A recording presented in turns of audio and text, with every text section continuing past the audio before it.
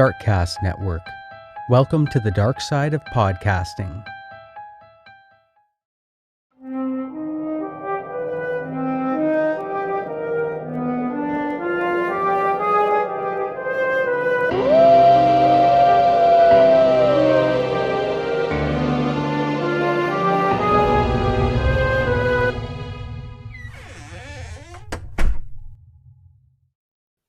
Well, welcome to Castles and Cryptids, where the castles are haunted and the cryptids are cryptic as fuck, if you can believe it. And my name's Alana. I'm Kelsey. And we're here coming at you live from the studio on Saturday night. No, Sunday night. But you are listening to this whenever you're listening to it, and we hope you're having a good day. Yeah. Oh, it might even be Friday where you are. What's it like there? Yeah. We're just starting How's a new week. Maybe you're having like TGIF. Yeah, that Friday feeling instead of having what does Mr. Ballin call it on his ads? The Sunday scaries, because you have to go back to Yeah. work on Monday. Or you're like Kelsey and you're like, I literally just worked all day. Yeah, I worked all weekend, so I Oh, have I have Monday off and then I have Saturday off. oh, So I don't even have 2 days back to back. oh, Yeah. that's annoying. Yeah. Yeah. So Monday is your Sunday. Okay. Yeah. Yeah. Yeah, we don't usually do this on a Sunday. But anyway, I'm just like, what am I doing? Only a few times. Oh, right. Yeah. So we hope you guys are doing well. And what was I gonna say? I don't know. Oh, we got to 200 Spotify followers today. That might not I sound like a lot, but that's nice. I did just notice that when I checked just before we started Yay! recording to see if it would ask me about making that stupid login. Oh Because I my hadn't checked God. for a few days, and then yeah, that was Yes. very nice. Thank you all. Yay. Yes, thanks to all of our followers. And if you're new here, welcome to the Cryptic Cutie Club. Oh, I guess that's Yeah, what I'm calling it now. the Cryptic uh, Cutie Club, and join our Patreon, and you can become an Illuminati. Part of the Illuminati. I know. The Yeah, club is open to all. The yeah, Illuminati is a little more exclusive. You get that yeah. paywall, baby. Oh, yes. I did make a post about our most recent episode, but I still haven't posted about our most recent Patreon episode, which you guys should go Okay. check out because it was fun. We spilled the tea. It's our first Yeah, it was all kind of bullshit different. episode. No. It's what we do in some of Yeah. our mini video sodes. We haven't really done it as a regular Patreon Yeah. monthly episode before. True. Yeah. Yeah. Reddit and uh, Yeah. there was some fun. I did some fun Bible typos, and you did some fun erotica. Yeah. Some of what did they call it? Men writing women. Where it's like, that's Oh not how right. the female body works. Who allowed this man to write this book? How did this get Yes. published? Genitals were verbs. There was Yeah. things were happening. Things were breasting boobily. I put Yeah. that in part of the description on the Patreon because it was one of the I could like you can't ever like always remember specifics. And Yeah. I didn't remember that I was trying to remember a trendy kid's name until I you would never reminded have me. gotten that name. I Yeah, I remember I just knew a few people. It was just they named their kids Malachi, and I was like, is this like, it's like when everybody was, yeah, named Sarah or Jessica or whatever. It just seemed like a little Yeah. blip in my universe where it was a little bit of a trend. But anyone else ever? No. Early No. 2000s ish at No. that time. Just me? All right. Well, what crazy trending names have you guys seen around? Or do you encounter in your lives where you're like, wow, I hear that a lot? Yeah. Or like I love weird names too. Sometimes I see a good name when I'm processing something at work, and I'm just like, cool name, bro. Right? Yeah. or like, The or like, you have the same name as a celebrity. Yeah, it's funny when it's the first and last name, and you're just like, wait a minute. Yeah, yeah, and sometimes they're just kind of generic, like Christopher Cross. I had the other day. I was like, crisscross. Yeah. It's a fun name. Oh, anyway. Yeah. So, what are we talking about this week on our 147th episode? It's Got crazy. a couple like abandoned ghost town. We are living in a ghost town, baby. Yeah.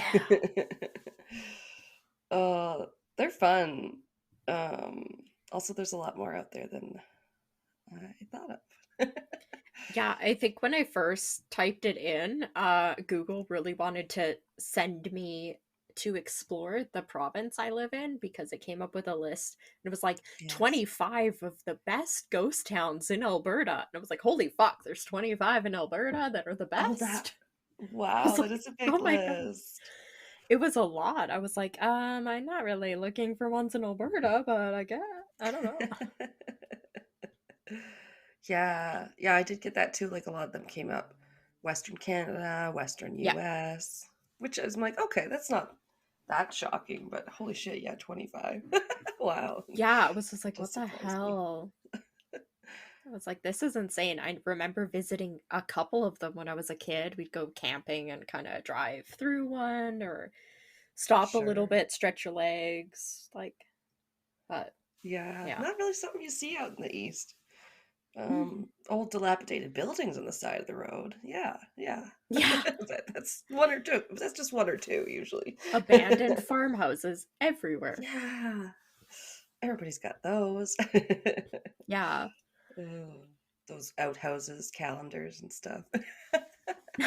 Yeah, those are funny. Yeah. Well, if you But guys like old toilets, come along a journey with us now.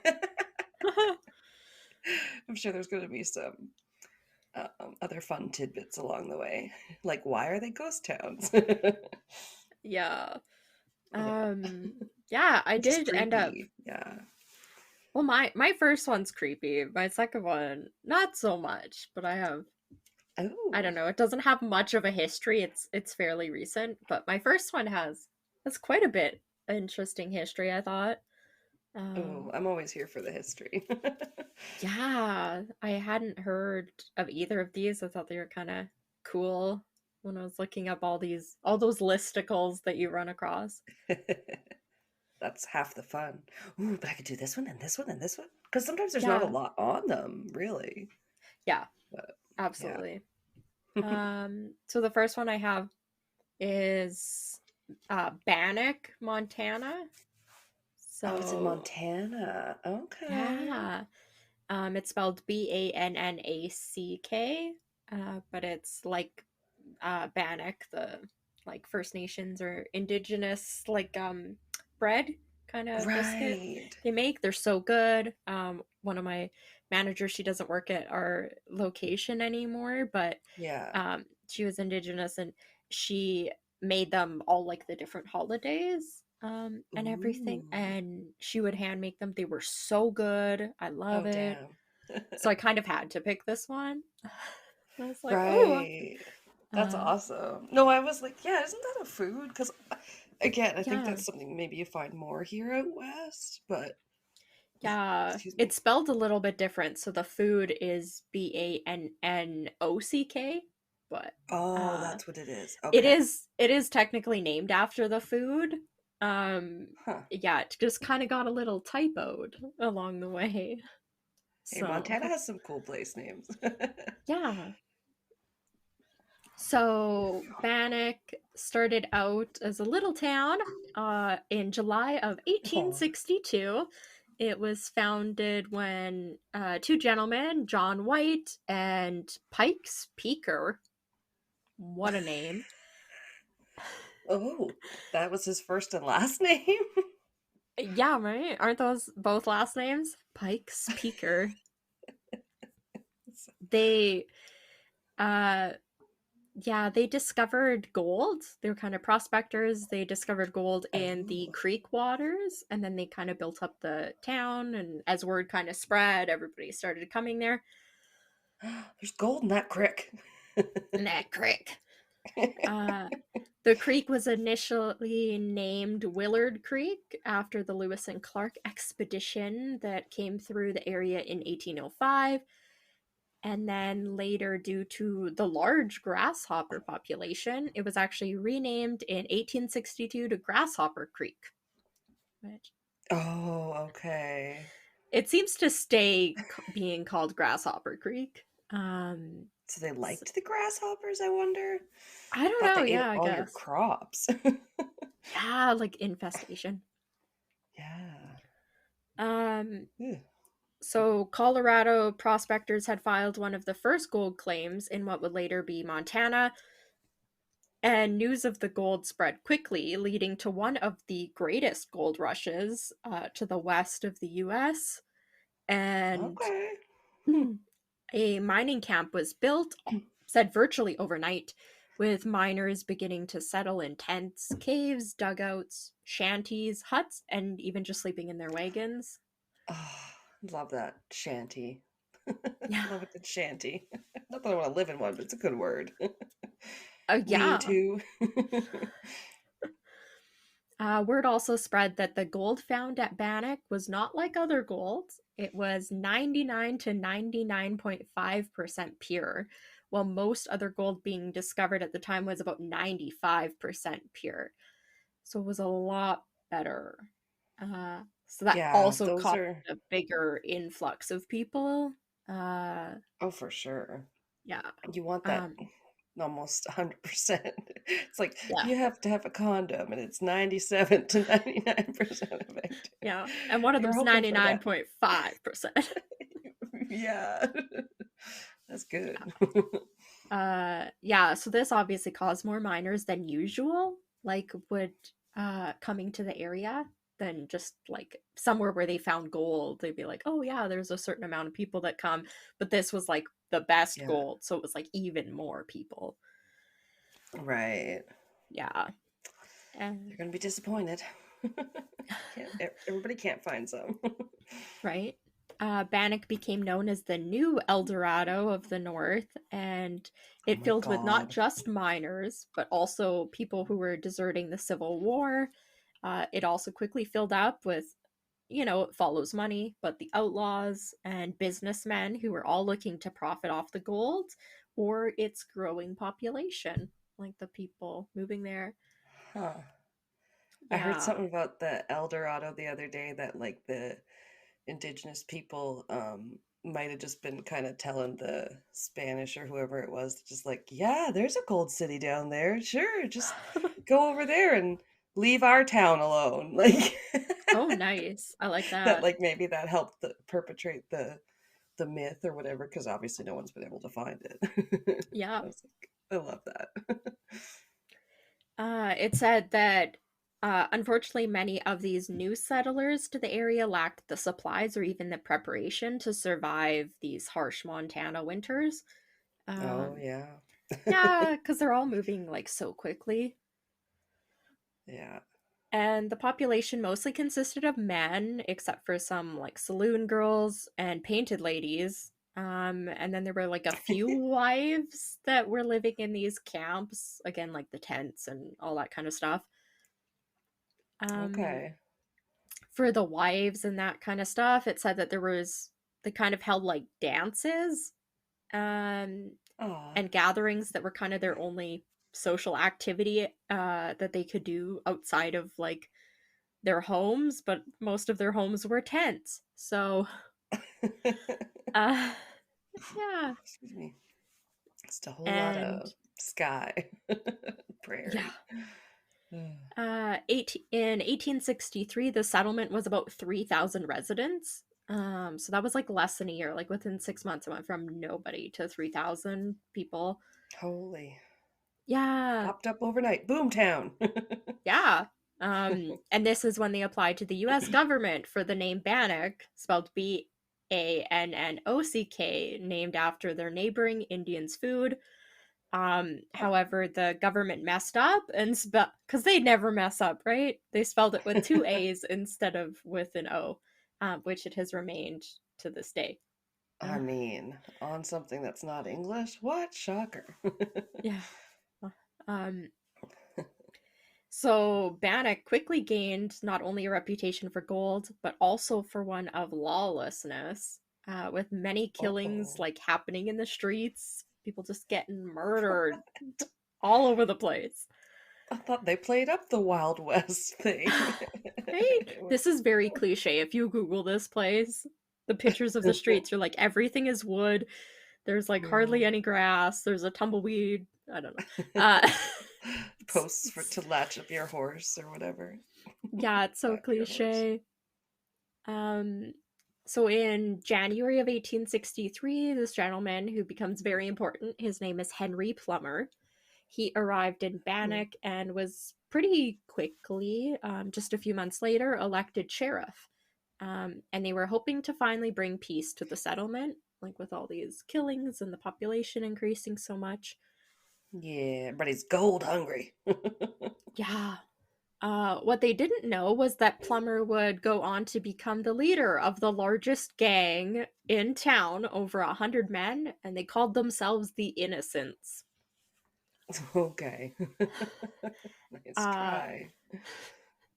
Plummer used his position as sheriff and then his contacts to intercept when other gangs were planning on moving, like stolen gold, and also like who their members were and all that kind of stuff. Yeah. Damn, he turned quick. Right? And a few months later, by May of 1863, a group of miners discovered gold about 80 miles east of Bannock. And after they discovered it, they came into town because it was probably one of the closest places um, from where they were. And they took their newfound gold to buy supplies.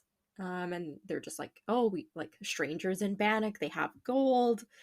So word quickly spreads that there's new Yeah. gold nearby, and many No. leave Bannock for it's called Alder Gulch, which would Oh, later become Virginia pretty. City.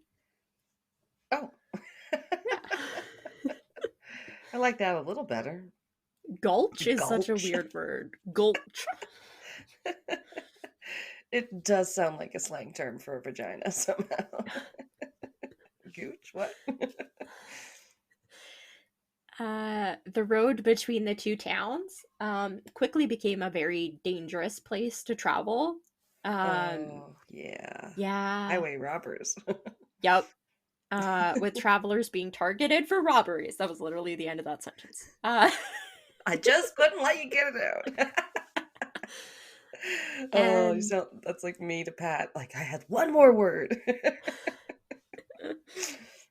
so Plummer, the sheriff at Bannock, he extended his reach to Virginia City when he's appointed as Oh, U.S. Deputy Marshal for like that region.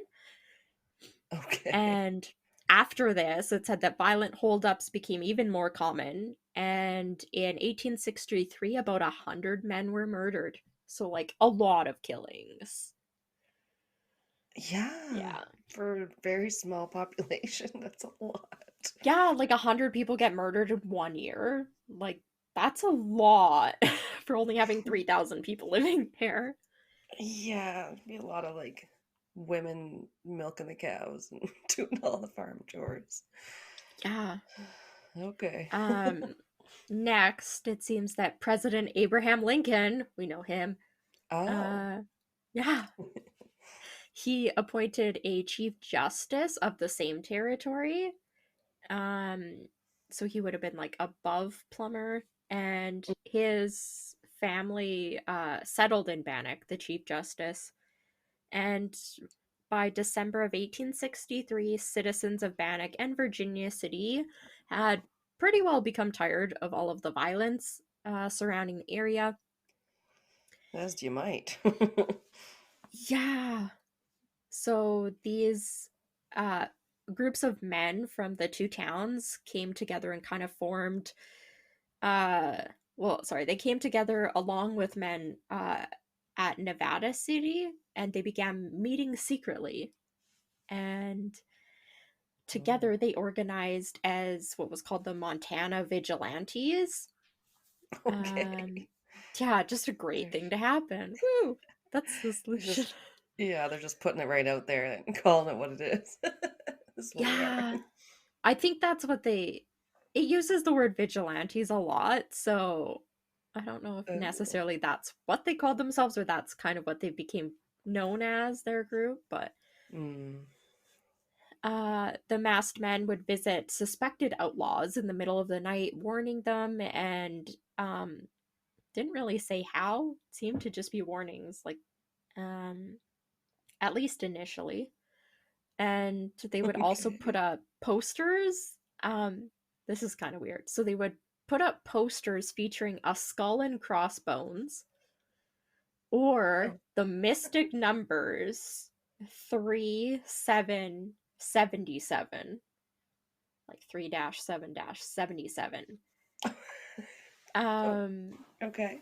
which What? some have said was the measurement for a grave, 3 feet wide, 7 feet long, and 77 inches deep. Oh, Um, okay. That could be a yeah, date. yeah, well, a March little 7th, weird. 77. I don't Yeah, know. true though. I mean, that would have been like 14 years after this, though. I was like, I don't know what year we're in. Yeah. It said Oh, while their weird. exact meaning is not known, the Montana State Highway Patrolmen still wear the emblem 3777 on their shoulder patches today. And Okay. apparently nobody knows what the fuck it means. Oh But no. I would want to know. right? That's not great. You're just like, Ugh. yes, on my shoulder, I'm supposed to be protecting citizens, but I just have the measurements for a grave on a patch on my shoulder, maybe. The Or numerology on it's just all off. yeah. I thought that was a little weird. So, Yeah. it said that the vigilantes quickly spread their rough justice throughout the different areas and like the region. They hung about 24 men, one of which pointed. So I don't know if these people were actually like guilty. It seemed like it was a mixture of Yeah. people that were actually guilty of being outlaws and people that maybe got a little caught up in being accused and that kind of stuff. Yeah, like they're not holding a trial for these guys. Yeah, like very witch hunty, it seemed. Hmm. Um, it seems like though at least one of the actual outlaws, I think it was, pointed the finger at Sheriff Henry Plummer as the gang's leader. Um, so like that finally got let out into the public, and it caused a Oh. huge panic through the town. Since they said that the Oh. sheriff was their They leader, did. basically. Oh, they didn't really know that. Okay. No, it was still kind of a secret. If you weren't part of the gang, you didn't really know. He's Um, like playing both sides. Okay. yeah. So residents were divided, like arguing, starting with some believing that Plummer was corrupt and um, obviously other people not. It said that under the cover of darkness one night, he was tracked down by a group of vigilantes after he'd been out drinking. Um, and this was on January 10th, 1864. It said that 50 to 75 men captured Plummer and his two, like, right hand deputies named Buck Stinson and Ned Ray. And the three were marched to the gallows where the two deputies were hanged first.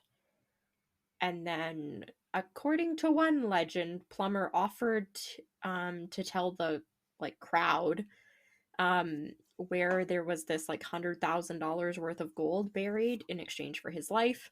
And it said, according to the legend, the vigilantes ignored him and hanged him. Died. Oh, So, much as he probably would have done to others. yeah. Okay. Wow. Um, yeah.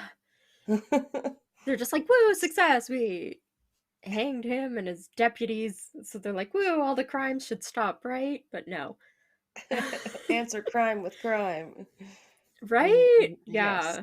everything will be right. Yeah. So the death of Plummer and his two deputies did not stop the robberies.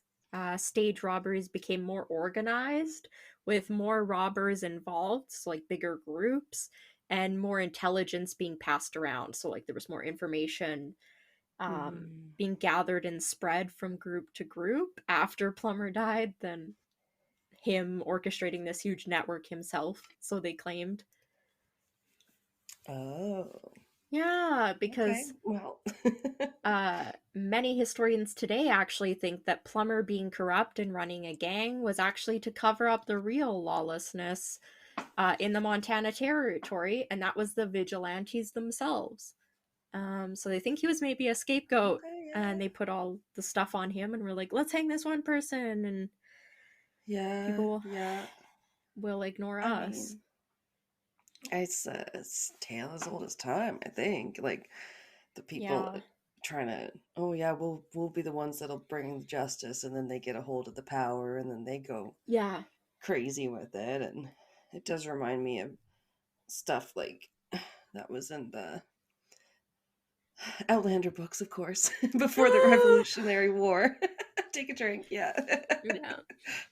But like they were in North Carolina, there was groups that were called like the Regulators, and they were Yeah. some of the first to kind of start fighting, and they were like, oh, like I don't know. But then there's like people called the safety committees, but they were just running around, yeah, Shooting stringing in people there. up and grabbing Yeah. people too. So it's just like, It's well, scary. There's no like yeah. oversight by stuff, and yeah. Yeah, just your neighbor one day, just like, oh yeah, I'm part of a militia now, and so I can arrest you. And you're like, okay, great.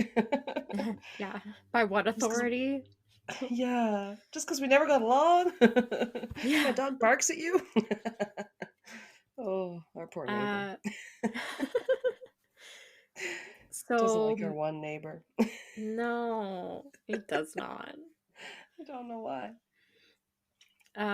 So May 1864, that territorial chief justice, his name is Sidney Edgerton, Nice. Edgerton maybe. He was appointed as governor, and Bannock became the first Governor. territorial capital. Yeah, governor. Oh. Yeah. By the fall of 1864, nearly 10,000 people were living along the hillside in scattered settlements in what would later, or in what they would call the 14-mile city. So I think that's like kind of the in between the Virginia, what would be Virginia City and Bannock. They called it the 14-mile Right. city because there was like 10,000 people living along that highway. Huh. It's not great. Yep, that sprung up quickly. Yeah, Yeah, there's going to because be that's no only like infrastructure two there. years, 2 years from when they first struck gold there. And Oh there's my like God. 14 or like 13,000 people living in the region now. Can you imagine? Um, Yeah, the change that happens on uh, that yeah, area. crazy. Wow. Unfortunately for the residents, gold was already getting harder to find by then. Hmm. By 1866, Virginia City was larger and took over the title of territorial capital, which it remained until 1877 when it was changed to Helena. Helena. Helena, that's Oh, what it is. oh no, I think yeah. I was like, isn't there a song? It was Helena, Montana. No, Yeah, the I don't know. capital. I don't know either. I Um, watched just a lot of American TV. yeah, I clearly don't watch enough. No. Yeah, there's like a lot more details. This was kind of I didn't get That's into a lot of cool. it, but uh Oh, there's rabbit so holes, man. You know I yeah, fall it's into hard. them. Yeah. Um so in these kind of like 3 years since Plummer's death, the vigilantes had continued their antics and virtually ruled the mining towns in the area. In March Okay. of 1867, the towns, with the help of their governor, stood up against the vigilantes stating that if they hanged any more people, the law-abiding citizens would retaliate 5-1. So if they hung one Oh. person, they would kill 5 vigilantes. I was like, fuck you. Uh, Great. yeah, fight vigilante with vigilantism. Oh yeah. Fight fire with fire. Yeah. It said though a few more lynchings happened, the vigilantes' reign was over. Like their threat basically worked. From what it Okay. seems. By 1870, the gold was even harder to come by, and the population shrunk to just a few hundred people. And in the next 5 years, like a better school and county courthouse was actually built. But the population's still dwindling. Okay. Yeah, I mean, that's what happens to a lot of these gold places. Like, there's just not going to be Yeah, enough gold for everybody. it springs up, and then 5 years later, it's gone. Like, Right. yeah, pretty Not like, well. I know, like, not like oil. You can keep pumping it. Yeah. In 1877, the threat of an Indian attack on Bannock led to the citizens hiding inside the courthouse and these like lookout buildings that they had built.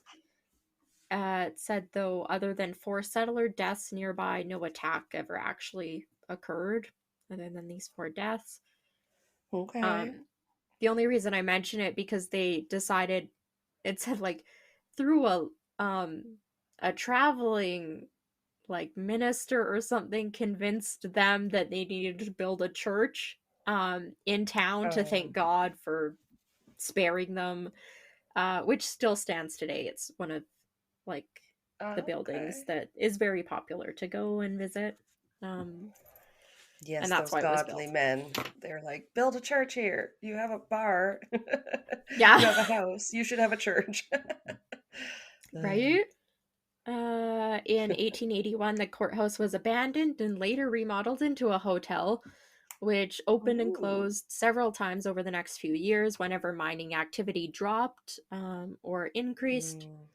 Mm. It wasn't really needed otherwise because there was only about 400 residents living in Bannock at that point, Oh, wow. down from about 3,000. So, yeah. That's Um, crazy. But yeah, it's those a mining towns, like, yeah, you just come up and then just gone. Like, yeah. I don't have too much more, but in 1895, Bannock was revived a little bit when the first electric dredge was invented. I was confused by what a dredge is, but I tried Googling. It Yeah. didn't help very much. It was like, I don't know, some sort of like mining stuff they're doing, right? I'm like, I have a vague notion that it is some sort of tool, but Yeah, like dredging the oceans or whatever. Like it's like getting yeah. stuff off the bottom. I don't know. Yeah. I don't know how you do that to land. Uh, it said I don't know that how it's used. Yeah. um, them dredging in the area ended up destroying many of the buildings in town. Oh, Um, yeah. Um, okay. it said by the 1930s, businesses had left town and very few people remained. The school was forced to close and the town was abandoned. Uh, Okay. Maybe they were looking for more places to mine or deposits of I think so. And the Great coal or gold. Depression's happening, so I think it Oh, wasn't yeah. enough in the area, right? In Yeah. 1954, the town was actually saved from probably total destruction by the elements as well as vandalism by the Oh, Montana Department of Fish, Wildlife, and Parks. I thought it was kind of okay. cool that they like recognized it so quickly. It's like 1954. Yeah, Like, true. it seems pretty old that they I wouldn't expect them to be doing that in like the 50s trying to save these towns. Um Yeah, somebody was nostalgic. yeah. Today it says over 60 structures remain standing, most of which can be explored. The staff preserve the buildings and allow visitors a chance to explore the best preserved Montana ghost town. So apparently it's pretty Oh, well cool. preserved. I ran into one source that said there's like something called Bannock Days. It features some historic displays, little reenactors, and activities that are held the third weekend in July, held annually. So coming up fairly Nice. soon. Um, there's also, I guess, a campground that features 28 campsites, as well as like, as far as I understood it, there's like separate camping also along Grasshopper Creek, as well as like little picnic sites. The crick. Yeah, the creek. Yeah, That's cool. I like places like that though, like old historical, yeah. If you kind of reenactment look it sites. up, it looks very cliche, ghost town. Um, just like buildings, Nice. everything's wood. Yeah, Right, but yeah, it's cool that you can go into all of them and walk around and yeah, I like that. yeah, a lot of them. So it said that they focus on like instead of trying to restore the buildings, just like preserving them, so they aren't like Yeah. renovating them or like replacing Right. anything. They're just basically keeping it as is, but probably getting rid of like safety hazards. I don't Yeah, know. making sure it's like structurally sound at least. Yeah, but That's they're not good. doing anything else really. Yeah, but Huh. you can go camping in the area, which I thought was cute. Yeah, yeah. Oh, it looks beautiful. I mean, we share a national park with Montana there. Or it's like it's Yeah. half on the Alberta side and half on their side, and it's Glacier National Park, or what's its name in the States? Waterton Is National Park. it? Oh, I don't know. I'm terrible at geography. I it was like this is things I learned passing out maps working in the travel department and stuff. And then Right? Yeah. or like I don't know. I don't mind looking at maps. Some people would get really into this. Guy would come in and tell us how this was wrong in the Edmonton map and whoever printed it Oh was my wrong. And god, I'm like, no. I don't care. I don't have anything to do with that. Go print your own map. Wow. Yeah. Map Um nerds, right? I do have a second place. I only have a little bit about Yeah. it. A second Um B named ghost town. When you texted me them, I was like, they both start yes, with it's B. I guess I didn't notice that. Um they both start with B. You This were one I like, my thought was did not want to spell either of these. oh yeah, it kept auto correcting, and I had to keep going back and be like, no, I'm not trying to say whatever it kept correcting to. Spell Bannock incorrectly. It's like this is Yes, wrong. I'm intentionally spelling it wrong. Get out of here. Um yeah. Those judgy red lines. It really didn't like this one Wonderful. because Yeah. it's Burj Al Babas Burj Al in Baba. Turkey. Okay. It's in Oh, Turkey. okay. Um it's a lot more recent, but it's equally abandoned. Oh. It's kind of interesting if you look it up. It's a very unique ghost town I ran across Mm. because I it's want to know what it looks like. Okay, yeah. yeah, it's made up of about 700 abandoned, what's described as Disney-esque like castles. Uh What? Okay. yeah. This I was just housing picturing a lot of sand, but okay. I guess no, maybe we're not it's in the desert. no, we aren't. This housing development started as an idea, and that was to build 700 identical, like identical chateau, like on a small scale. Oh Um, my God. so they were going to be built in the countryside of central Turkey with prices starting about 500,000. Um, they were trying to like draw in like new people to live in Turkey, I guess. That's crazy looking. Yeah, right? And they have absolutely no yards. It's crazy. It's just like boom, boom, boom, boom, and they're like 3 stories and they look like a tiny castle. Um, Like castle shape. There's turrets, but yes. then it's like the And balconies and everything, and then it's like boom. neighborhood. Everything's the same, where it's just like cookie Yeah. cutter, like 100% little exactly. boxes on the hillside. Like Yep. it's that Arrested Development place where they started to make Sudden Valley, and then they just had a couple Uh, fake homes, but it's like it's filled with all the fake castle home. Oh my god, that's Yeah, crazy. it's insane. There's like hundreds of them. It's very creepy. So construction only Yeah, began for creepy. this in 2014, very recent. And Ooh, whose yeah, brainchild was that? I didn't keep the name. It was some development group with like a bunch of people that like invested, I guess. Oh Uh wow. Okay. yeah, the houses are all in different stages of completion. It was aimed at being these quote unquote mini castles that could be used as holiday homes for wealthy Gulf tourists. So like people they wanted it to be like secondary homes. You wouldn't like live in them, but they were going to be like vacation homes and that kind of stuff. Oh, okay. Um, A the resort. developer, I think this would be like Sarat Group. They ended up filing for bankruptcy in 2019 with a debt of like $27 million after only a handful of the homes were ever actually sold. Oops. Out of a planned 700, they sold a handful. So like four. Less than five. Dang. Fuck. They probably should have That's started with awful. like just a little neighborhood to see how that one did. If Right? that takes off, then you expand. Yeah. Oh, And yeah, so they filed for bankruptcy after several investors backed out. And it now sits as one of the world's most unique ghost towns.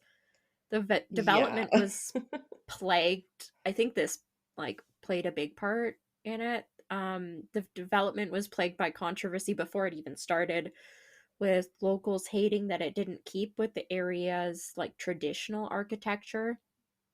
I don't Um, think it keeps with anybody's traditional architecture. it's very Disney. It's so it's like pure white and yeah, a lot of turrets, little balconies, 3 stories. I mean, they're Yeah, like I'm cute, not but sure whatever that kind of castle type is called, but you're like, okay, but like yeah, we know these aren't castles. They look like they're just made out of cheap like concrete or whatever. It's yeah. kind I of don't even know what they were made out of. Like, it's it's like weird. if like communist Russia tried to do the Cinderella Yeah, castle for your house. yeah. uh, Yeah. So the locals hated it, and it actually said that since then, like partially because of this, the Turkish government has introduced new building regulations designed to preserve local character and heritage. Um, and this like uh laws or whatever in the Turkish government include several places where they must remain low rise and fit in with existing neighborhoods, which this does okay. not. It's just like in the on the side of a hill, and we're like fucking 700 castles. Do it. Um, Yep. it Sticks out like a sore thumb. yeah, so awkward. Um, it said that they also had a fairly unstable economy that has left a bunch of other developers in debt, and there being many Oh. incomplete housing projects all across the country, just like this one. Oh Um, no. yeah, they're really trying to like draw people in. Um, yeah, I when I was looking it up, there was a bunch of articles about like the government being like, we're drawing people into Turkey, and then it's like, but all the investors are backing out and like people aren't buying these properties and that kind of stuff. Yeah, this is a different kind of housing crisis. And the one Build it guy's and like, people will we'll come. solve the economy problems and revitalize everything in less than 6 months. And it was like articles from 5 years ago. And I was like, oh my god. By spending Um, more money and yeah, building this shit. yeah. Um, Ooh. I guess what wasn't completed, it said the development would have been completed with central complex that included Turkish baths, some fitness facilities, sports pitches, a cinema, as well as shopping. Um, so I guess that was planned after the houses.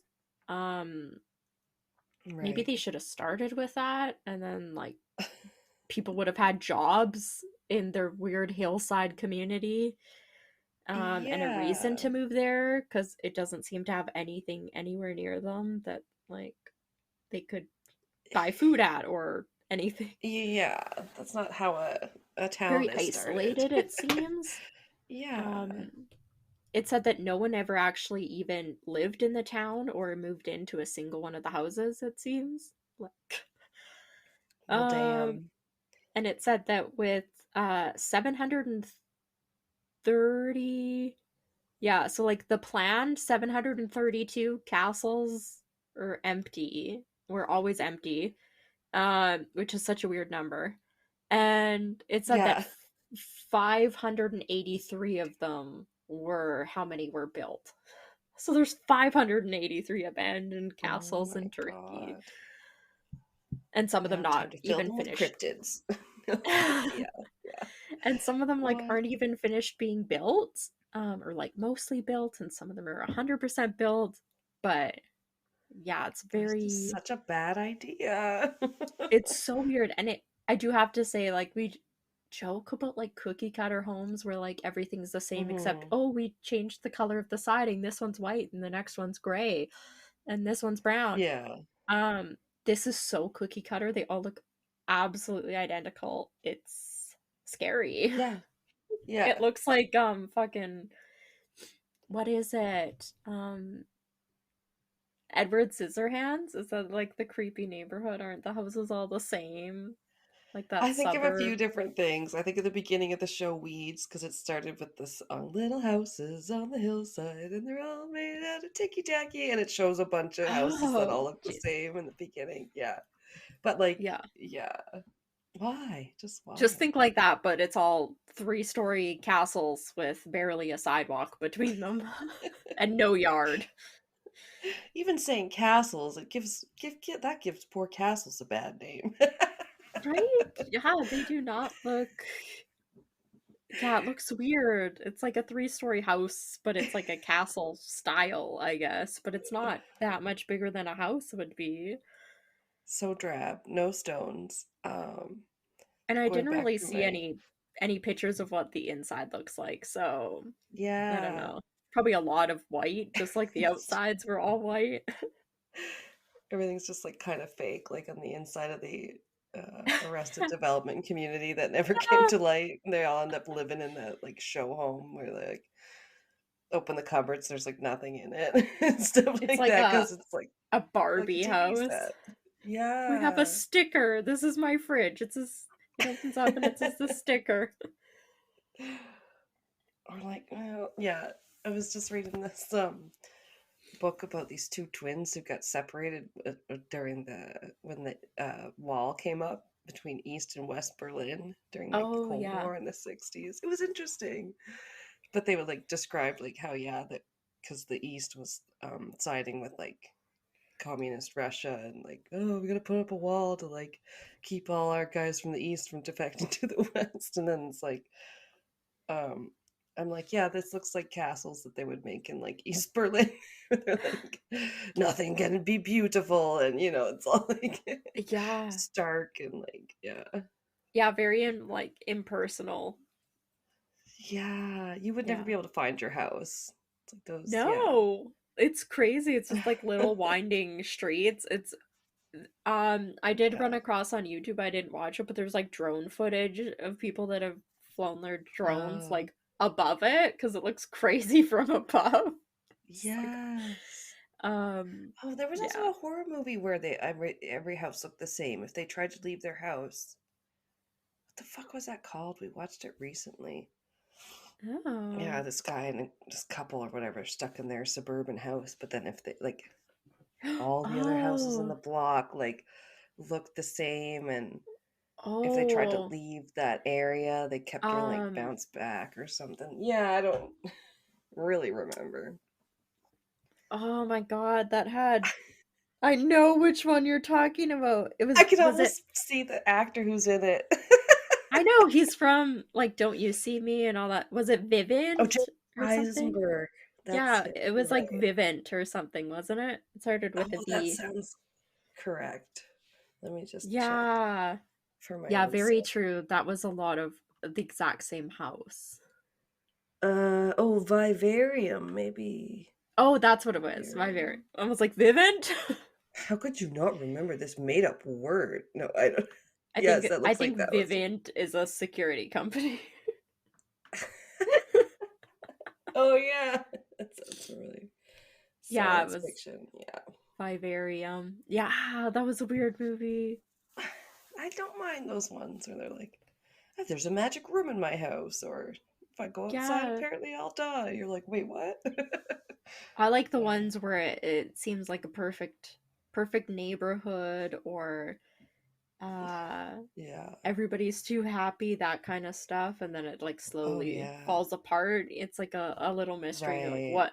what's the weirdness? Yeah, behind the curtain, it's or is it the Yeah. Truman Show or is it Get Out? Where yeah, they're all like evil and I don't Yeah. know. I'm so good at describing things today. They're all evil and taking over the black people. Wait. Whatever that one was. We watched Jason Statham movie today. The Beekeeper it was called. So Okay. I didn't watch that was a it. lot of action. As one can imagine. But he also really took care of bees, and it was kind of sweet. Oh, So like Save the Bees, but also Kill Bill. Like, yeah, it's like how John Wick is weird. like, I love dogs, but also like, don't He's fuck like, with me or the dog. You he's like, know? I love bees. Gotta Yeah, save and the he like, planet, bro. Save the well, bees. and they've also fucked with this senior that he was like friends with, and he didn't Oh. take kindly to that because they scammed her, Oh, and it was they just they just copied John Wick, but they changed the dog to a senior citizen. kind of, but Same plot. that was it's the same character he plays in everything. He wants justice, and he's gonna kill to get it. All he cares about Yeah. is right and wrong. Uh, Yeah. it was interesting. um Josh Nice. Hutcherson was in it and was like, Oh, really? yeah, like a villain or whatever, so he was kind of a trash Oh, interesting. douchebag. I don't Yeah. think I've ever seen him in like a villain role before. Right, he's way more like High School Musical, Disney Yeah, adjacent. he's normally such like a nice young man. I don't know. Exactly. Oh, that was anyway. I digress. Sorry. Was that it? Were you done? Yeah, that's the end of mine. Oh, not bad. I like it. That was two very different places. Yeah, it was like the Wild Wild West, but I also couldn't not talk about the Disney-esque castles. Yes. Yeah, I would never have heard of that one. I didn't run across it. No, I hadn't either, and I was thought it was Yeah, so weird. I yeah. was like, "Oh, this is really recent." It's like they started building these in 2014. Oh my It's like 10 God. years ago. Yeah. Yeah, it's not what I'd picture for a ghost town, but there is modern Right? Yeah. like abandoned communes and places like that. I Yeah. Well, know. this is weird because it was like abandoned before people ever even lived there. Like, True. so nobody ever even put their stuff in. Yeah, it really doesn't fit your typical mold, that's for sure. But yeah, No, those ones yeah. are interesting when people try to do their like idea of utopia. Like there's Yeah. that place by Disney World in Orlando where he wanted to this planned community and whatever Walt had a vision for. So it's kind of like it's supposed to be like picture perfect. Like it's almost like you're living on the streets of Disney where like, everything's Oh, gonna be like in jeez. this That's neighborhood creepy. beautiful and it is creepy. And then of course there's if it's not perfect. And so of course there's like crimes that have happened there and shit like that. And it's like yeah, sorry, dude. Like, not people are gonna people, so you can't make it perfect. Yeah. Anything. You're just gonna have to deal with the consequences when people fuck up. Yeah. But interesting when people try to make these unique little neighborhoods and whatnot. Yeah, I feel like if they had maybe done like a street of them, it would be a lot more Yeah. um like rare, and then it would have been like this whole thing, but to build like 700 of them. Um And just like talk about not in keeping with any of what I picture must be the architecture in Turkey. yeah, Like Turkey is gorgeous. and these It's are East probably meets West. Yeah, like yeah, stick out so much and are so misplaced. I would rather stay in. Okay, I want to say it's called Cappadocia, and it's like it might be in Turkey, and I feel like it's one of those deserty places where there's like they carved little houses like into like the I think hills and the so. ground and stuff, and then so you Yeah. at least live I in this think little that like came up when I was structure. looking up like abandoned Yeah, places. Yeah. I mean, the interesting places to visit, that's for sure, but not to live there. I know, like I wouldn't hate to go to Turkey and like try exploring one of the finished or like mostly Yeah, finished places to see what they're like. right. Um, yeah, Such it a just choice of seems creepy. architecture. I just can't get over why they went that way. I'm like, Right? okay, two-door castle here in Turkey or whatever the fuck. Yeah. I like it. All right, well, I'll take a quick break and be right back for more ghost towns. Oh no, I'm yawning. This one. No, I know, because it is getting late. Hello, is this thing on? Okay, good. I am sorry to interrupt your listening pleasure, but my name is Tiffany, and I'm here to tell you about my podcast, True Crime Connections. It's an advocacy podcast that talks with real survivors about real shit. This is the place you want to be if you've been in a toxic relationship or anything tragic has happened to you and you're looking to find your strength and healing. No two episodes are alike, but they all give you useful tools that you can take with you. So make sure to find me on your favorite podcast platform, or you can go to truecrimeconnections.com and come join the hope building community. See you there. All right, Mr. Gordo. Um, well, welcome back. We hope you enjoyed that promo. And it's a whole new day, which is why I'm going to tell Kelsey. My friend Kelly at work today said she was listening to us on the weekend and had a good giggle. Oh yeah. And I said, "Were you our 200 follower?" She goes, I wait, oh no, you don't listen on Spotify. She goes, oh no, yeah, I went to Spotify or whatever, and I clicked the follow button. I go, oh. Nice. She said, yeah, on Thursday maybe or something. So I was like, yeah, it could very well have been. That was Yeah, fun. that's awesome. I should have asked her what episode she was listening to, but hi, Kelly, if you're still listening. She's retiring soon, then she'll have time to catch up on all our big back catalog. Yeah. Yeah, there's a uh, lot now. A lot of episodes to get through. Our episodes are right. so long. Yeah, that's our fault. I try, I um, really try, but no, we didn't. I don't think we bantered a lot at the beginning of this one, but I don't remember. no, but my segment was still an hour long, which I don't know how that happened because it was 3.5 pages. Normally I'm 5 to 6 pages, so I don't know how it was still the same length at less than 4 pages, but Yeah, I know. It's like I always know I'll end up going down one rabbit hole or another and making mine too long. yeah. But it's fun sometimes. Um, to start us off with, I have one that had a tangential, tan. How do you say that word? Tangent. Nope. Small connection Okay, I don't to know. my like last case. Yeah. Wait, because when this comes out, the Mayday crimes was our last one, Yeah. and I talked about there was the only three Americans that were aboard that plane, Flight 108, were like they've all worked for like president and like vice president, whatever, of that copper company. Yeah. Um, and they all get killed, and that's why you shouldn't have them all go at once.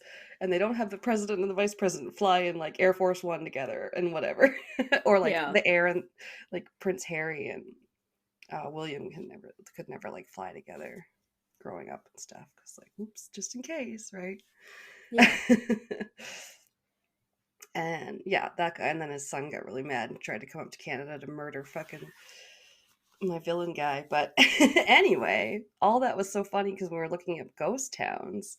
This one came up that was in Alaska, so I had to mention it because the it's the Copper Company ghost town. Oh. Yeah, it's the town of Kennecott in Alaska. And the thing I found said it was once flourishing, full of workers who came to the town in search of wealth and work in the mines. There were businesses, shops, a train connection, and a lot of life. A lot of life. This reminds me of I listened to one called Small Town Murder, and the two guys there they'll read reviews of the small town before they talk about the Oh case. shit.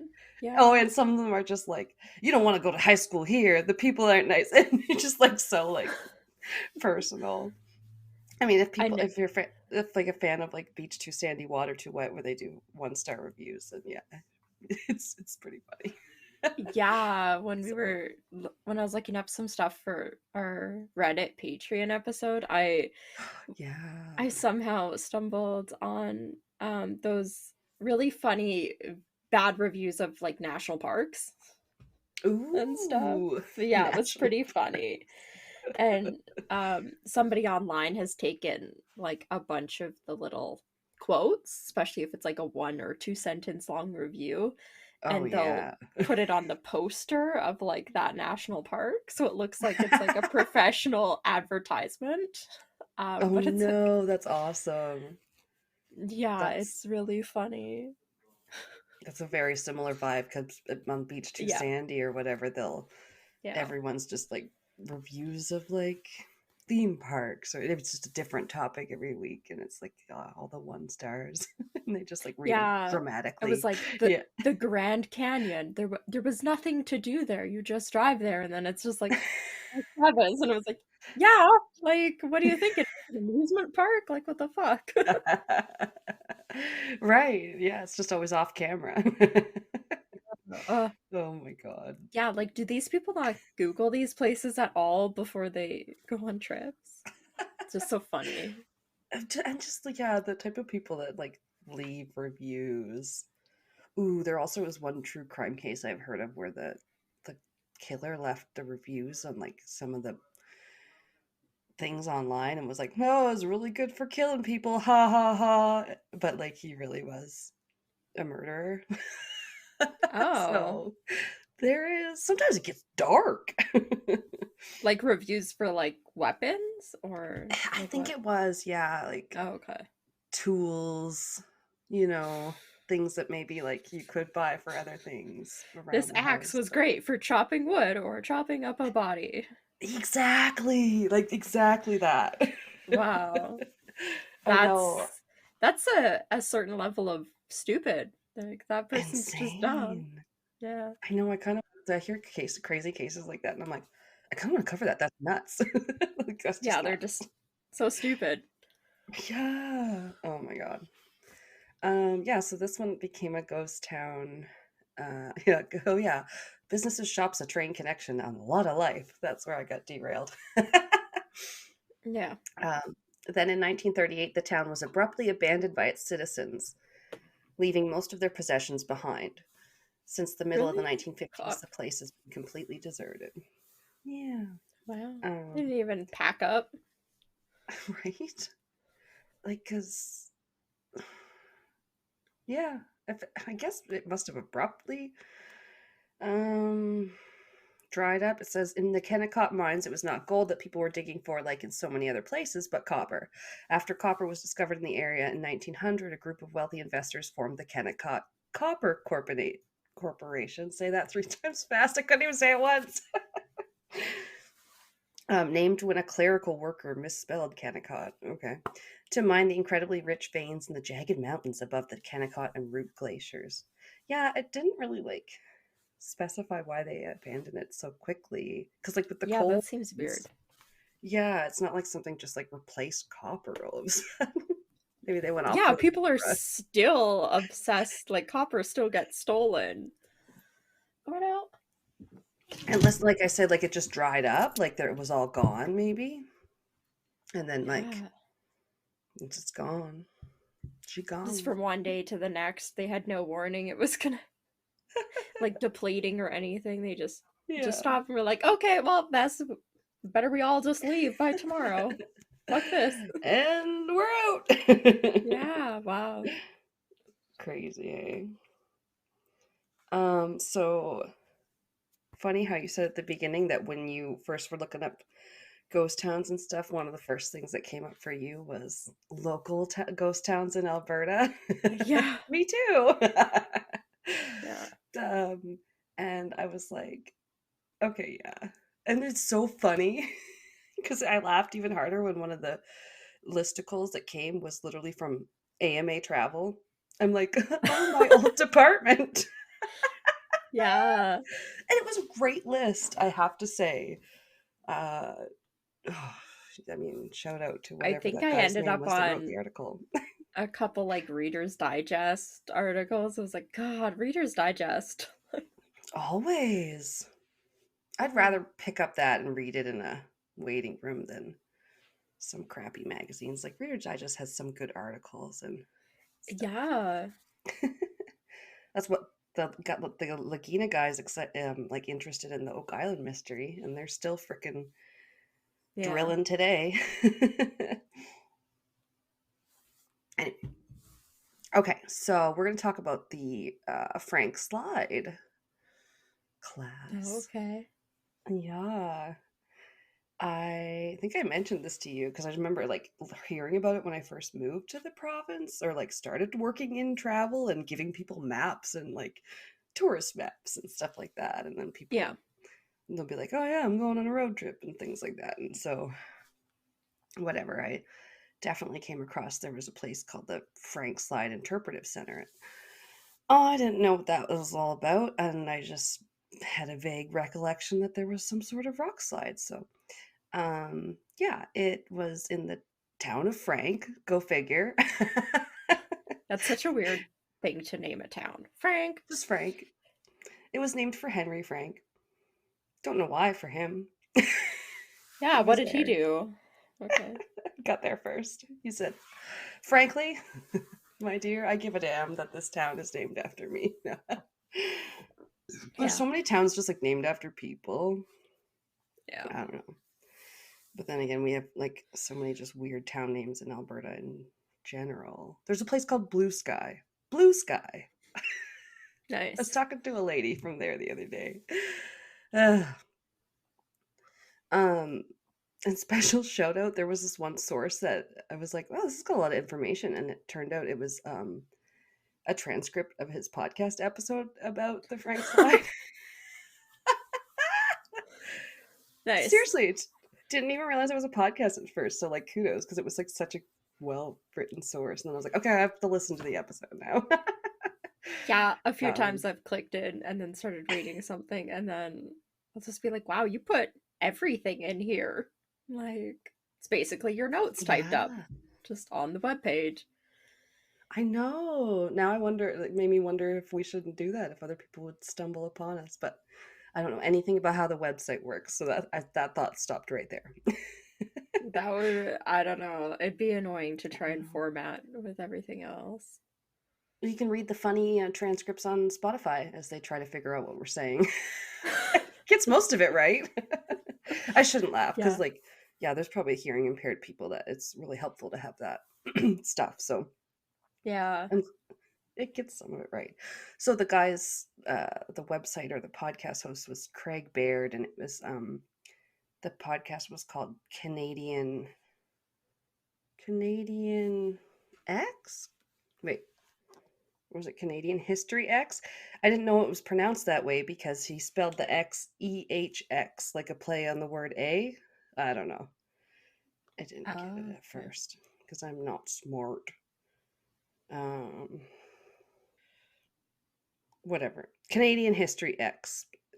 EHX is how X is spelled. Okay, Weird. moving on. That's my shout out. But yeah, this town was like this was back in the day in 1880. There was a guy who came into the area named Lewis Garnett who came, saw the big mountain in the area, and thought that it looked like a turtle. Oh, So that's kind of cute. yeah, he felt like he could see its face and that its peak was the shell, so he called it Turtle Mountain. Cool. And apparently the indigenous people of the area, like the I guess the Blackfoot and the, I want to say it's pronounced Kootenai because it's kind of spelled like the Kootenays, and is that BC or Southern Alberta? Somewhere out west here. Kootenays. I don't know. I think BC. But it's spelled a little differently. So these indigenous peoples, though, they like both called it the mountain that moves. Oh, is it just moving really slowly because it's a turtle? Yeah. Ooh, or like those rocks that you see, they leave like a little trail and they're like slowly moving across the desert due to like Yeah, those are creepy. erosion or something. Yeah. Yeah. They're coming for you. um, okay, so at around 4:10 a.m. on April 29th, 1903 in southern Alberta, Turtle Mountain fell and crushed the town of Frank. Oh, Dun, dun. Jesus. Yeah, like you can be a ghost town overnight. Yeah, it was literally like everybody's asleep in their beds. It's so scary. Yeah.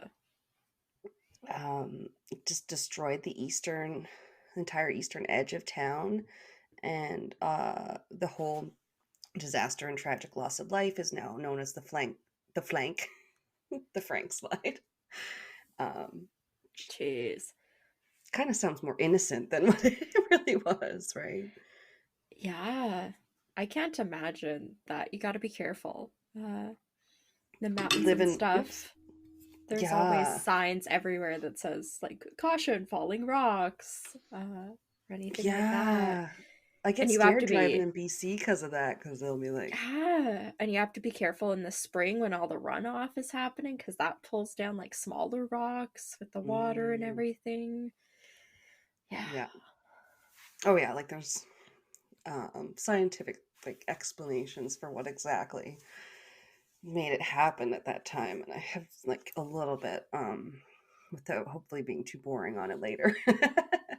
But um it's still the deadliest rock slide, something said avalanche, in Alberta's history. Oh, um I- okay. Wow. yeah, I'm like, avalanche, I thought, you only hear that with snow, so I'm not too sure, Yeah. but um like whole homes were just decimated by boulders the size of their houses that were Wow. traveling 120 kilometers per hour. Yeah.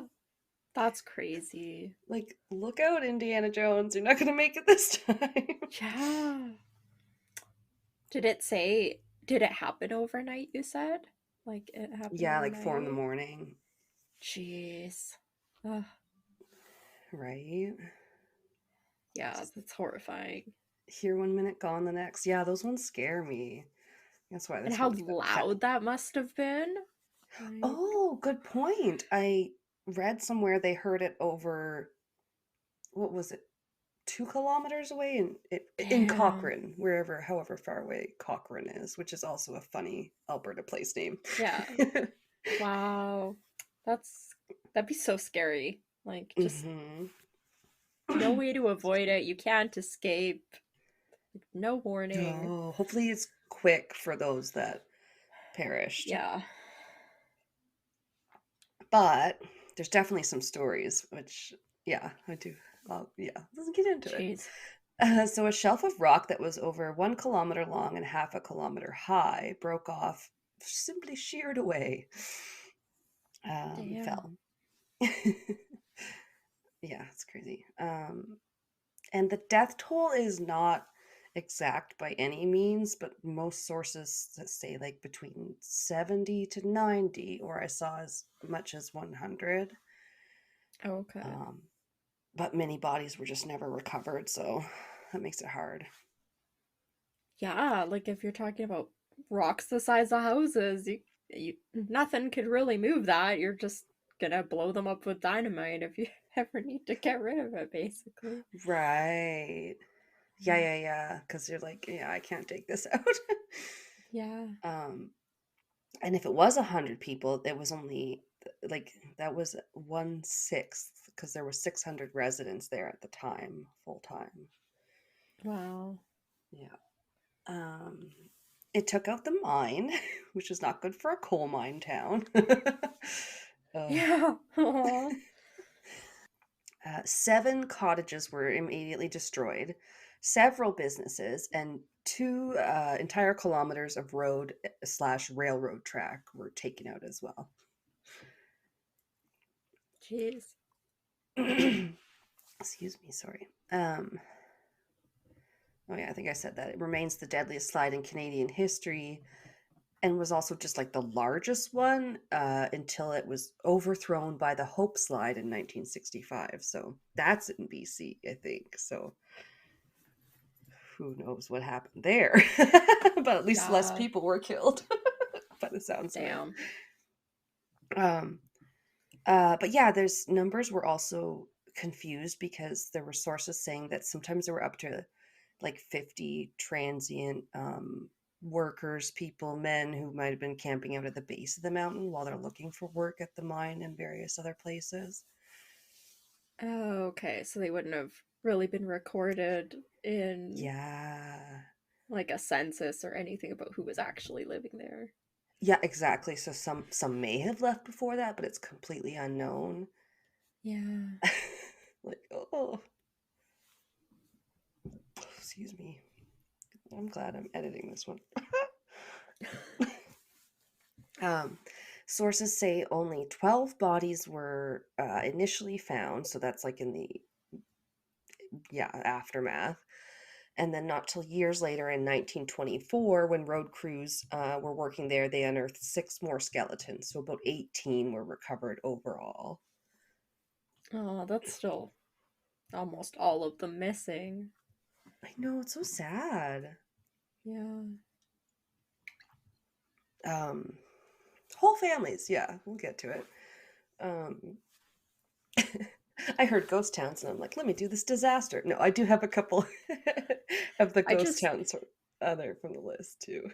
I just can't imagine like living in a small Yeah, place like that where kind of everybody knows everybody and then just like a sixth of you basically die just all of a sudden. right?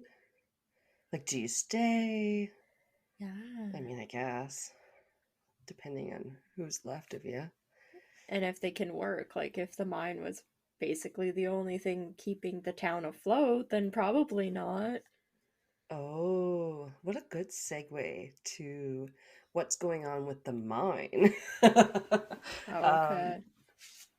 and I guess initial like news reports said that as many as 50 men could be trapped underground in the mines when the collapse happened. They didn't know, but God. they were thankfully wrong. It wasn't 50. It was only 20 that were working the night shift because it was, so early. And 3 of them were above ground of the mine shaft and were immediately killed. But the other 17 were trapped inside. The entrance had been blocked by rubble and water from the river, which had been dammed up during the slide, I guess. Damn. Great. Yeah, I'm like, yay. So they try to dig the entrance out and are having no luck. I mean, I can imagine. It's fucking limestone. It's got to be so heavy. Yeah, that's scary. That's one thing. Like, Ugh, I'm yeah. not claustrophobic, but just being trapped underground would be horrifying. I know, like, I can't imagine anyone has to be claustrophobic to be scared of being trapped underground, a la, like, Yeah. the Descent or this or something like that, Yeah. or just being buried alive. It's not a irrational phobia. Yeah. Ugh. I mean, like, thankfully, the chances of it happening are probably pretty low. But Especially if I never go underground again. No. oh my God, like the spelunking Yeah, cases that no. some people cover are so terrifying. Yeah. I I'm like, remember I you can't did breathe. that. You did like that one. The Um, diver? yeah, the one that Wow. had that scary sign that was like, "Do not pass." I saw that Yes. recently because people were like, "Oh, I think it was like stupid signs or signs that shouldn't need to exist," and that came up Oh, on it, and I was yeah. like, "Yeah, I know, I recognize that sign." Yeah, I think that Yeah, guy's name is Ben McDaniel because I know they covered him on Sinisterhood too. I think yeah. on their first episode. Oh, anything where, yeah. Cave diving? Why? Why do we do this, people? We have robots. Send the robots in. Oh, damn. Yeah, those ones are so scary. Um, okay, so they can't dig out the entrance, and then one man has this suggestion of this. Maybe they tried digging through this seam of coal that he knows that reaches all the way up to the surface. So I guess they can go up through where he knows the coal is. um, Okay. yeah, like a little, I don't know, coal path. I'm just trying to do Yeah. all these hand gestures. So they dig up through that in pairs through like the thinning air as they, are struggling to breathe through it and all that crap. Yeah. Um, finally, they get to the top, and at that point, only three were still actively able to dig and, take turns or whatever. Mm. But they saw that glimmer of daylight and they were so relieved they were going to live. It was still very dangerous where their hole came out and rocks were still falling down, and everything was unstable. So they kind of had to rethink, get a breath of air, and then make like a side shaft to get out under this outcropping of rock where they could safely come out of the ground. Damn. Or- They like saved themselves. right? Wow. But, like, what? Yeah, what was that? Like, other recent, sort of recent one in history where there's like 13 guys trapped in Thailand. Was it like a team or something? Yeah. I can't remember. There's been a few of them. They had that. They had the boys Hmm. soccer team. They were Mm. cave exploring as well, and they got trapped. Oh, I think that's what I'm thinking of. Yeah, soccer team. That sounds Well, they had so that, and then scary. they did have miners that got trapped a couple times, I think, Oh, in the yeah. last 7 years or so, I think. Who knows? What with the pandemic, so much stuff gets just kind of like I forgotten know. about so easily. It's been 4 years. It's been 4 years of COVID. That's insane to So me. I can't crazy. believe it. I know. It's like a fever dream. It does Who not are feel like it's been we? 4 whole years. Excuse me. I know, you go listen to podcasts and you're like, oh shit, they're right in it. This one's just from a couple of years ago. Ugh, Yeah, like excuse saying me. one, and they were talking about uh what was it? Like either vaccines just becoming available or like Oh I think they were yeah. still uh having to like stay at home when everybody was kind of Yeah. staying at home for those few like month or so at least. Uh in most Oh, like at least. countries. I was like, Yeah. "Oh my god, like this is Or crazy." or yeah, when we thought it was only gonna be like a month, we were like, oh yeah, we'll see how it goes. And then we're all like, oh, you sweet summer child, you have so much to learn. I was like optimistic, but I Yeah. knew right away because like everybody was like, "Yeah, it's too similar to what happened with the Spanish flu," and it was like, "Yeah, what happened with the Spanish flu?" Oh, like everybody wore masks. They canceled all the events, and then Right. it wiped out how many percentage of the world's population, and it lasted however many years and had And it effects was for how many years after. and it was helped along by the fact that World War I was happening and it was being spread around by the troops and stuff, and poor that's the poor Spanish getting the black legend again, because we still call it the Spanish flu, even though you know what I mean? Like it went Yeah. everywhere and we don't know where it really came from. Although wait, one of them started mostly up in Italy with that fucking island where everybody was quarantining or whatever. But maybe that was the Black Plague I'm Yeah. thinking of. I don't know. I don't really remember. But Love me some plagues. There's a plague doctor in the book I'm reading. Oh my god, it's a really good book.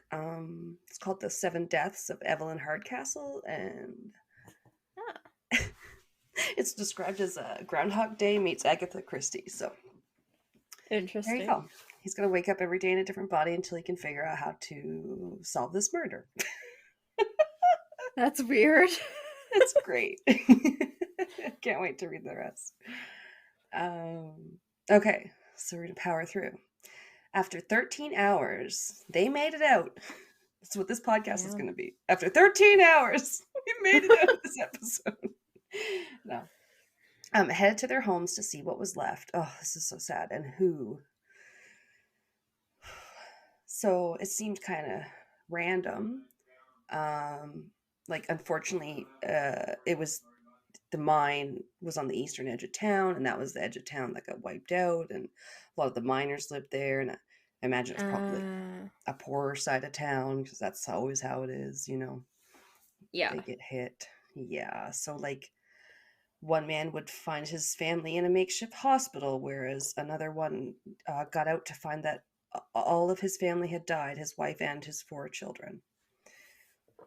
Jeez. Just like, oh, the fear of not knowing. Yeah. This one girl, Lillian Clark, was 15 and working at the boarding house further in town than her family home was. She had worked late and stayed overnight at the boarding house for the very first time, which left her the sole survivor of her whole family. Jesus. Right? The chances. Her dad had been one of the 3 men killed outside of the mine, and her mom and 6 siblings had been killed, probably just in their beds. That's a huge family. Jeez. I know. The hits just like keep coming with this one. You're like, okay, but there was something that was kind of good. Okay, so here's the bad and then the good. So there were 12 men living at the Canadian Pacific Railway like work camp that died, but 128 more had been due to arrive the day before and had been delayed due to their train connection from Morrissey, BC getting messed up. So they never made it. Ooh. Twist of fate. Yeah. Could have been like a whole bunch more. And speaking of trains, a passenger train was heading west from Lethbridge, heading straight for the slide location and the ruined tracks on the day of the slide. So 2 men, one of whom was CPR brakeman Sid Choquette. Not sure if I'm pronouncing that right, but that's my best guess. Ran for 2 kilometers to intercept and warn the oncoming train of the rail. Oh, yeah, they would have no Ruin. idea. Oh my god. Right? Like there's so much danger and it's not over yet. Jeez. So he's like running and slipping over the rocks and all that other shit to like wave down the train, I guess. I don't know. But he managed to stop it somehow, and he got a letter of commendation for his choking down dust marathon and a check for $25, about $750 nowadays. Oh, that's not enough. You I would have been like, I people. fucking ran 2 kilometers and saved how many lives in a train derailment? You gave me $750? I know, and it'd be like I'd be running like, like through "Fuck sand or you." some shit, like just so hard. Yeah. That's so not worth it. Jeez. Poor Sid. Honor Sid. Fuck. And they do. So furthermore, a freight train, had been nearly like taken out as they were passing the mountain. The conductor actually heard the rumble as it started to let go, and he just fucking went full steam Sped up? ahead. Yeah. Get the fuck out of there. Yeah, and actually like made it safely. He had been like I don't know, right in the town, and then he made it safely across the bridge over Crow's Nest Damn. River. He like outran the slide. I know. I'm reading all this. I was like, this is like an action movie. Like, this is insane. Yeah. Fuck. Tom Cruise jumped on the train from the top and started beating some guy up. He rode a motorcycle across the top of it in the opposite direction the train was going, so he was heading towards the rock slide. No. landed his goddamn motorcycle on the top. Ugh. Oh my lord. The morning after the disaster, a special train was sent out, this time from Fort Macleod and filled with police and doctors and engineers. Then the Premier Good. of Alberta arrived on May 1st and meets with the engineers. I had his name, but I guess I didn't write it down. Sorry, dude. Mr. Engineer Man. No, the Premier. I had his Oh, name. I have no It was idea. Frederick? No, I don't know. So they don't think it's in imminent danger of further collapse, but they do think the town should just be evacuated anyway, just to be safe. I mean, they can't really. They can monitor it, but I don't think they can ever really say definitively any mountain isn't in danger of collapse. Like, Yeah, there's got to be a lot of things to take into consideration. Like they 'cause had I've heard seen like what? a lot of it is like fissures and stuff, like tiny Yes. cracks and everything, and then every year they fill with water and it freezes and it pushes it just Oh, tiny expands. millimeter like bigger every single time water gets in there and then Right. freezes and then thaws again, drains out, and then in the winter water and like the snow comes down, it melts a little bit and freezes, and then it pushes it that much more and more a little bit every Right. cycle all over. Damn it. She took the Yeah. words right out of my mouth. My next two words were Right? new fissures. New fissures. Oh snap! I'm a fucking geologist. What's that song? Took the words right out of my mouth. Must have been while you were kissing me. Okay. I'm so sorry. At least I'm not singing like Amanda every time they're like, Edward Cullen had a musical voice, and she's like, hello, Bella. I can't. And the That's great. co-host guy, if Robbie, her friend's like, no, you can't. You gotta stop that. I can't do this the whole book. Okay. I am so sorry. So new fissures had appeared at the newly formed peaks at the top. It had separated the top into two nearly Yeah. twin peaks. No, I just wanted to say Twin Peaks. It doesn't really look like Twin Peaks. You can look at the pictures now if you want. Oh, do I you might have have- some? I didn't even... Yeah.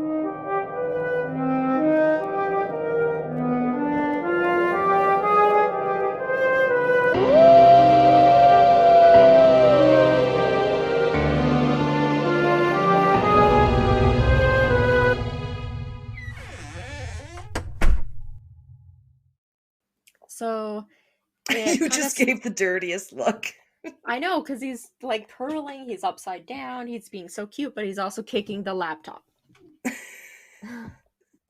This is what I'm like. I need to record these. Yeah, I need a Gordo cam, like just Yes. fucking filming his antics at all times. It just zooms in Insane. on him. Yeah. Yeah. It'd be a lot of shots of him on his back with his legs spread and him just like flashing me, just being like, "Hey, what's up? Oh, You're the trying to dead talk bug. about You're trying to pose. talk about a murder? Here's my crotch." Like, Castles and cryptids and crotch. yeah, and Gordo's crotch. Oh, that sucks. Sorry. That's why I was like, oh shit. I sniffed directly into the mic just a minute ago. That was not pleasant for you. All right. Oh, Jesus Christ. I'm so noisy. Thank you for listening to Castles and Cryptids. We love all our listeners and appreciate every subscriber, every new review, every listen, rate, and download. Our music is by Kobe Off Air, and our cover art is by Antonio Garcia. We are also a proud member of Darkcast Network, where you can find the best and spookiest of all indie podcasts. Follow us on social media, where we are at Castles and Cryptids on mostly all of the things, now including TikTok. Check out our bonus content on Patreon, cryptid clashes, video minisodes of your host making asses of themselves, Ask Me Anything, quizzes, other special episodes, and more. Starting at just $2 a month, you can get 1 to 2 extra episodes, depending on your level. We produce, edit, and research everything ourselves, and any support you can lend helps us to keep it cryptic.